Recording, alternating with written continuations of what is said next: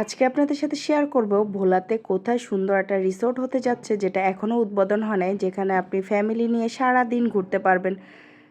আসসালামু আলাইকুম, সবার কি অবস্থা, কেমন আছেন? সবাইকে ওয়েলকাম করছি আমার নতুন আরেকটা ভিডিওতে। তো আমি আজকে একটু ঘুরতে যাব। আজকে আমার বাচ্চাদের এক্সাম শেষ, তো তাদের বায়না একটু ঘুরতে নিয়ে যাওয়ার জন্য। তো যাওয়ার জন্য আমি এই ড্রেসটা বানিয়ে নিয়েছি, আর আমার এই ড্রেসটা আমি যাক পেজ থেকে নিয়েছি। পেজটি আমি ক্যাপশনে দিয়ে দিব, তো আপনারা নিতে চাইলে ওই পেজ থেকে অর্ডার করতে পারবেন। তো আমরা রেডি হয়ে চলে আসলাম আমাদের সেই গন্তব্যে। তো এসে দেখলাম ওইটা বন্ধ আছে, কারণ বৃষ্টি ছিল, বিকেলবেলা অনেক বৃষ্টি ছিল, যার কারণে রিসোর্টটা বন্ধ ছিল। পরে আমরা ফোন করেছিলাম তাদেরকে, তারপর তারা এসে আমাদেরকে খুলে দিল, ইভেন আমাদেরকে ঘুরিয়ে দেখালো। তো ঢুকতে আমার এত ভালো লেগেছিল, চারদিকের পরিবেশটা এত সুন্দর ছিল। তবে আমি এসে ভাবতেছিলাম যে আমি কেন দিনের বেলা আসলাম না। এত সুন্দর একটা জায়গায় দিনের বেলা ভিডিও করলে সবচেয়ে বেশি ভালো হতো, কিন্তু বিকেলবেলা এত বৃষ্টি ছিল, এত ঝড় ছিল, যার কারণে আমি বিকেলবেলা আর বের হতে পারিনি। তো সন্ধ্যাবেলায় চলে আসলাম। তো বৃষ্টির কারণে চারদিকে ঘাস টাস একদম ভিজা ছিল আর অন্ধকার ছিল, যেহেতু এখনও এটা উদ্বোধন হয়নি, এটার কাজ চলতেছে, এখনও পুরোপুরি কমপ্লিট করতে পারিনি, এখনও এটার অনেক কাজ বাকি আছে। তবে এখনই এত সুন্দর লাগতেছে, আর কাজগুলো যখন কমপ্লিট হয়ে যাবে তখন যেন কত সুন্দর লাগবে। তো এখানে কিছু বসার জায়গা ছিল, তো এখানে আমি একটু ঘুরে ঘুরে দেখতেছিলাম। তবে এখানে লাইটিংয়ের জন্য আমাকে ভালো লাগতেছিল না। আমি তো এসে ঘুরতেছিলাম আর দেখতেছিলাম জায়গাটা এত সুন্দর, পিকনিক করার জন্য একদম পারফেক্ট একটা জায়গা। ফ্যামিলি নিয়ে যদি এখানে পিকনিক করা যায় কি যে ভালো লাগবে। আর প্রতিটা জায়গায় সুন্দর করে লাইটিং করা ছিল, এক একটা জায়গার লাইটিংগুলো এক এক রকম ছিল।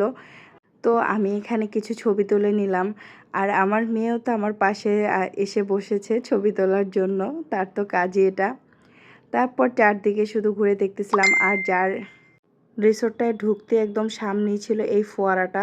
ফোয়ারাটা অনেক বড় ছিল। তারপর ভিতরে আরও সুন্দর সুন্দর ছোট ছোট ঘরগুলো ছিল, দেখতে কিন্তু ভীষণ ভালো লাগছিল, গ্রামের একটা ভাইব ছিল। তো এখানে আমরা সবাই বসে আছি। যে ভাইয়াটার রিসোর্ট ছিল সেই ভাইয়াটা আমাদের সাথে গল্প করতেছিল, সে তার প্ল্যানিং সম্পর্কে বলতেছিল। ইভেন সে এখানে আরও কি কি আনবে, কি কি অ্যাড করবে সেগুলাই বলতেছিল। তো আমরা সেগুলাই শুনতেছিলাম ওনার কথাগুলো। তো আমি শুনতেছিলাম আর ভাবতেছিলাম, যদি ওনার প্ল্যানিং মতো হয় তাহলে খুবই সুন্দর একটা রিসোর্ট হবে। ভোলাতে এরকম জায়গা নাই যেখানে বাচ্চাদেরকে নিয়ে মজা করা যায়, বিশেষ করে সুইমিং করা যায়। এখানে ভাইয়া বাচ্চাদের জন্য সুইমিং রাখতেছে, বড়দের জন্য রাখতেছে। জিনিসটা আমার অনেক ভালো লেগেছে, কারণ ভোলাতে আমরা এগুলো পাচ্ছি না। তারপর আমার ছেলে আর মেয়ে আমাকে টানতে টানতে নিয়ে চলে আসলো এই দোলনাটার কাছে। এই দোলনাটা এখনও কাজ কমপ্লিট হয় নাই, মানে সোফা নাই। তো ওরা এটার মধ্যেই বসবে। তো আমি ওদেরকে একটু ভিডিও করলাম। তারপর এই জায়গাটা অনেক অন্ধকার ছিল, তারপরও আমার ইচ্ছা করতেছিল যে না, একটু জায়গা ঘুরে আসি। তো আমি আর আমার ছেলে আর মেয়ে তিনজনে মিলে ঘুরতেছিলাম। আবার ভয় করতেছিল, যেহেতু জঙ্গল ছিল আর বৃষ্টি ছিল, যার কারণে একদম সব ভিজা ছিল। তারপর আস্তে আস্তে দেখলাম একটা সাইডে মুরগির খামার করতেছে ভাইয়া। তো এই মুরগির খামার থেকে মুরগিটা রান্না করা হবে এখানে। তারপর বারবিকিউর সিস্টেম করবে, আরও কি কি করবে তার প্ল্যানিংগুলা আমাদেরকে শোনাইলো। তো আমি শোনানোর পর আরেকটু চিন্তা করলাম যে ঘুরে দেখে আসি। তো আমি পিছনে আস্তে আস্তে অনেক দূর চলে আসলাম। তো আস্তে আস্তে এখানে একটা দেখলাম ছোট্ট করে একটা ঘাটলা দেওয়া, কাঠের ঘাটলা। তো এখানে এসে একটু আমি বসলাম।